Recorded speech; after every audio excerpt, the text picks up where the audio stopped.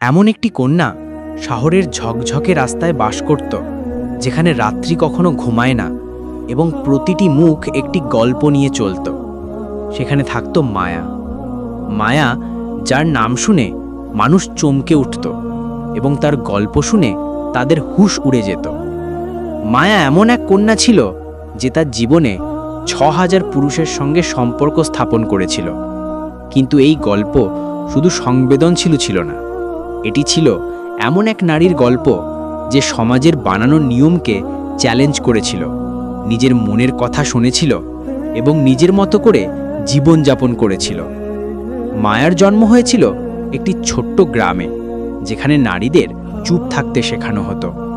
তার পরিবার ছিল গরিব এবং মায়ার মা সবসময় বলতো, বেটি, পৃথিবীতে নারীর সম্মান তার নীরবতায়।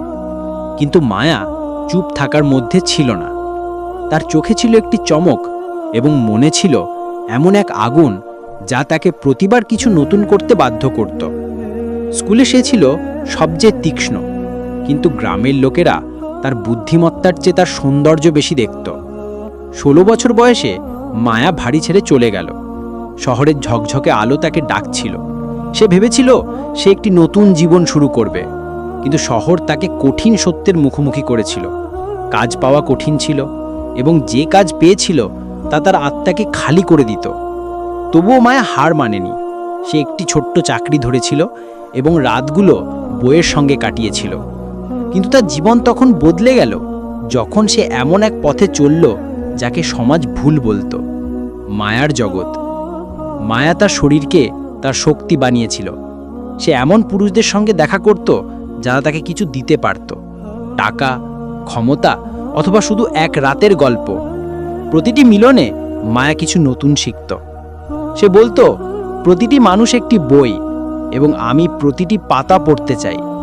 সে কখনো কারো কাছে ভালোবাসা আশা করেনি, কিন্তু প্রতিটি মিলনে সে মানবিকতা খুঁজত।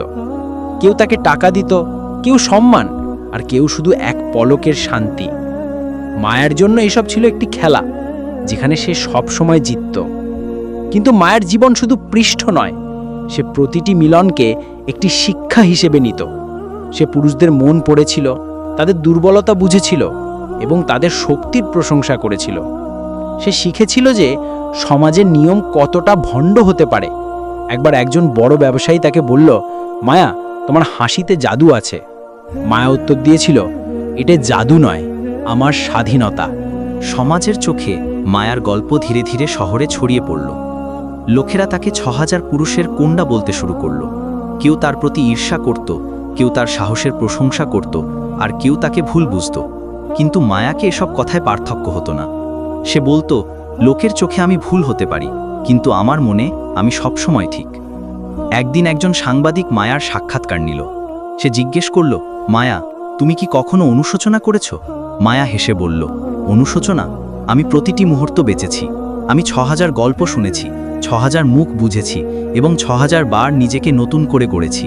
যদি এটা ভুল হয় তবে আমি ভুল হতে লজ্জিত মেই। মায়ার সত্য। কিন্তু মায়ার গল্পে একটি গভীরতা ছিল। সে ৬,০০০ পুরুষের সঙ্গে মিলিত হয়েছিল, কিন্তু সে কখনো তার আত্মা বিক্রি করেনি। প্রতিটি মিলনে সে নিজেকে আরও শক্তিশালী করত।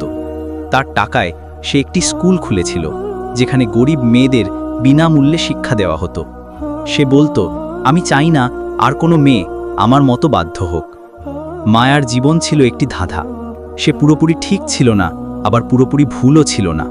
সে ছিল এমন এক কন্যা যে সমাজের নিয়ম ভেঙেছিল, কিন্তু নিজের নিয়ম তৈরি করেছিল। তার গল্প শুনে মানুষ অবাক হতো, কিন্তু যারা তাকে বুঝত তারা জানত যে মায়া শুধু একজন নারী নয়, একটি ঝড় ছিল। শেষ।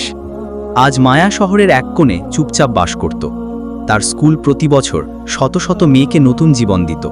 মানুষ এখনও তার গল্প শুনত। কেউ তাকে গালি দিত আর কেউ তাকে প্রশংসা করত, কিন্তু মায়া এসবের পরোয়া করত না। সে বলতো, আমি আমার জীবন আমার শর্তে বেঁচেছি। ৬,০০০ পুরুষের সঙ্গে মিলিত হওয়া আমার গল্পের একটি অংশ, কিন্তু এটা আমার পুরো গল্প নয়। এভাবে মায়ার গল্প শেষ হয় না। সে প্রতিটি মেয়ের মধ্যে জীবিত, যে তার স্বপ্নের জন্য লড়ে, যে সমাজের বাঁধন ভাঙে এবং যে তার মনের কথা শোনে। ধন্যবাদ।